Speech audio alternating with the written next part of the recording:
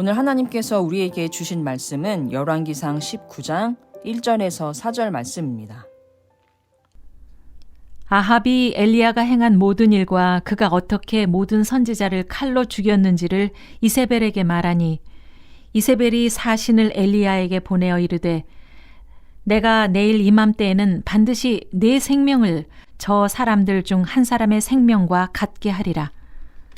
그렇게 하지 아니하면 신들이 내게 벌 위에 벌을 내림이 마땅하니라 한지라.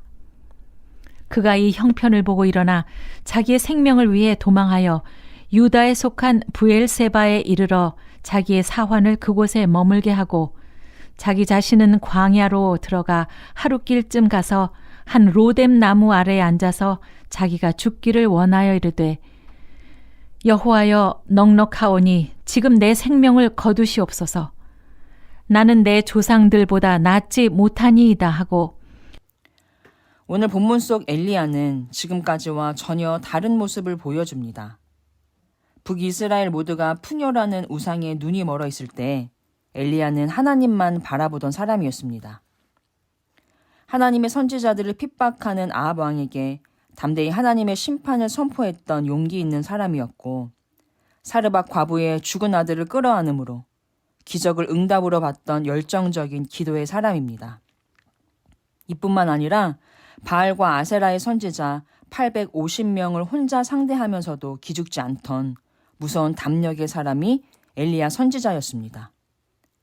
그런데 오늘 본문을 보면 북이스라엘의 왕비 이세벨의 협박에 완전히 기가 죽다 못해 하나님께 자기를 죽여달라고 합니다. 왜 이러는 걸까요? 다른 사람도 아니고 엘리야입니다.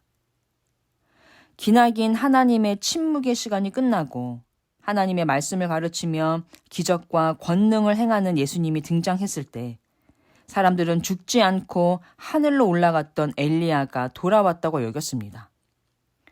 이렇게 1000년이 지나도록 입에서 입으로 전해 내려오던 최고의 선지자, 다시 오길 기다리게 하는 능력의 선지자가 바로 엘리야였습니다. 하지만 이런 엘리야의 탈진은 아주 특별한 사건이 아니라 열심히 신앙생활하는 많은 그리스도인의 공통된 경험이기도 합니다. 멀쩡해 보이던 도로에 싱크홀이 생기는 것처럼 영적인 탈진은 한순간에 우리를 무너뜨리고 마는데요. 우리도 살면서 한 번쯤은 오늘 본문 속 엘리야처럼 아무것도 하기 싫고 할 힘도 나지 않고 그냥 이대로 잠들어 버리고 싶은 영적인 탈진을 경험합니다. 중요한 것은 그 상태를 털고 일어나는 법을 알고 있느냐 모르느냐입니다. 오늘 본문은 우리에게 탈진에서 회복하는 방법을 알려줍니다.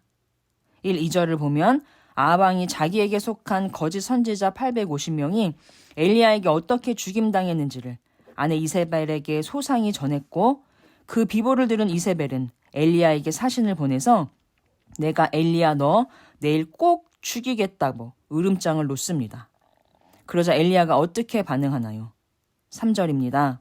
그가 이 형편을 보고 일어나 자기의 생명을 위해 도망하여 유다에 속한 브엘세바에 이르러 자기의 사환을 그곳에 머물게 하고 자기 자신은 광야로 들어가 하루길쯤 가서 한 로뎀 나무 아래에 앉아서 자기가 죽기를 원하여 이르되 여호와여 넉넉하오니 지금 내 생명을 거두시옵소서.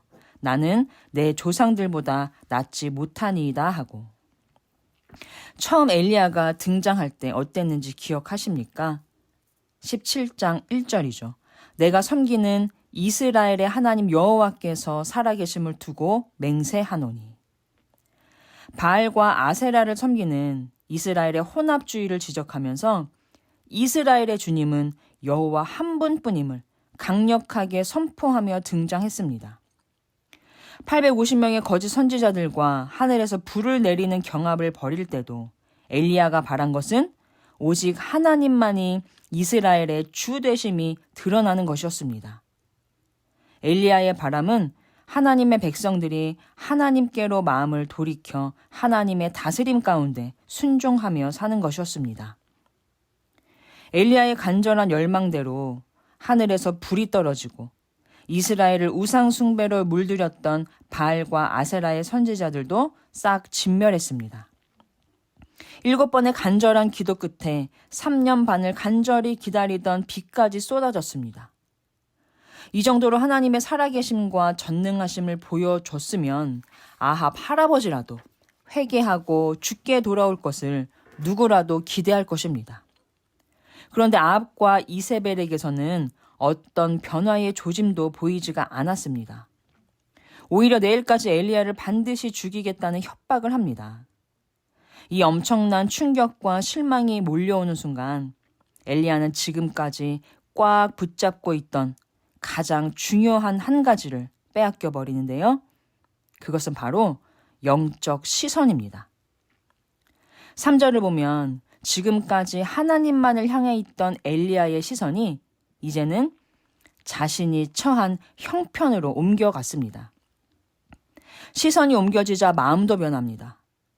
오직 여호와의 주되심을 드러나기 위해 자기 목숨까지 바치겠다는 마음이 자기 생명을 위해 도망쳐야겠다는 마음으로 변해버립니다. 하나님을 바라보고 있을 때는 내가 지금 얼마나 포악한 왕 앞에 서 있는지, 내가 몇 대 몇으로 싸워야 하는지 불리한 형편은 보이지 않고 나에게 능력 주시는 하나님만 보였습니다. 그런데 지금은 완전히 달라졌습니다.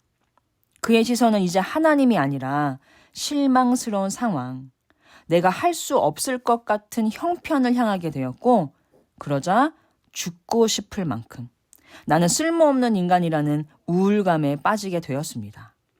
이것이 우리 인간의 모습입니다. 내 이야기입니다.